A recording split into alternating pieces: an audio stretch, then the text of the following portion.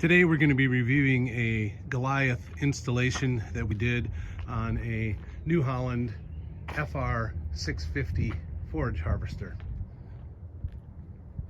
Inside the railing, and we will go inside and out and look at all the different connections.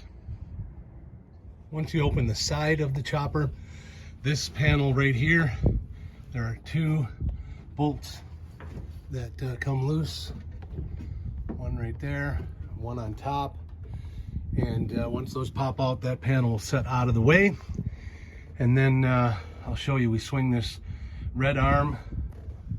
There's a wing nut on top. You loosen that, that swings out of the way, and then we're going to swing that oiler out of the way, and then I'll show you how that opens everything up. Okay, we have the side panel off. That red arm swung out of the way. There is a 1/2-inch bolt right here. Once you turn that out, this oiler then swings out of the way. Once you have that out of the way, you'll be able to access, this is what goes into the cab, and that is our 16-pin wire right here. And we just made that hole a little bigger. Those blocks are dense foam. You can cut them a little bigger to get our 16-pin through. You take the brackets off on both sides, remove those blocks to be able to shove the 16-pin and the power wire through into the cab. And once you're done, you make that hole a little bigger, put the blocks back in, and you have everything secured for the wiring going into the cab. Our header wire then, we have zip tied right here, goes into the plug right on the side. It is labeled X1072P. That is for the header wire. There is a little number, you can hardly read it on the side of there. There's side 1 and 2. This is a plug that you can get from Agri-King and wire our header into it. It's in your parts catalog in the back page. So you wire the header wire into side 2. I don't know if you can see that, side 2. And then that snaps right on. And then we have our header wire control taken care of. That runs back out and connects to the branch harness right there. That plug I referenced is on page 67 in your parts catalog.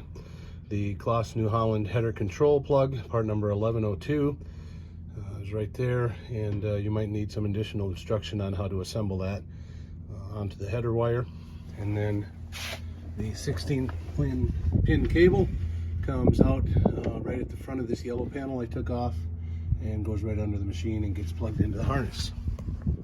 The deck on this shelf is very porous, a lot of holes. We were able to set this in a position where we were able to use 3 of the holes that were in the deck. Here we had to come from underneath because there is area here that has electrical wires running under it, so you have to be careful for that.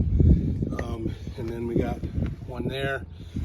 In that back corner over there, we had to drill a hole. So we ended up getting 3 holes on this machine, and it is very sturdy. We have the new cup, which will be coming in chopper kits soon.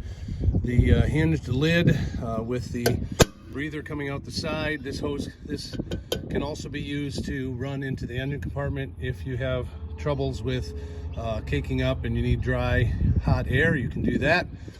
But this is a very nice hinged cover that you can use to check out inside. I recommend doing a hose clamp inside and outside to make that cup nice and sturdy.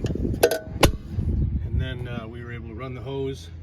The hose on this chopper goes right under the cab. No need to cut a hole, which is really nice. It goes right in under there, and I'll show you where that goes around the front. Here you can see that hose drops down a little from the forward position and comes down to the hose pipe fitting, which attaches right in the front there.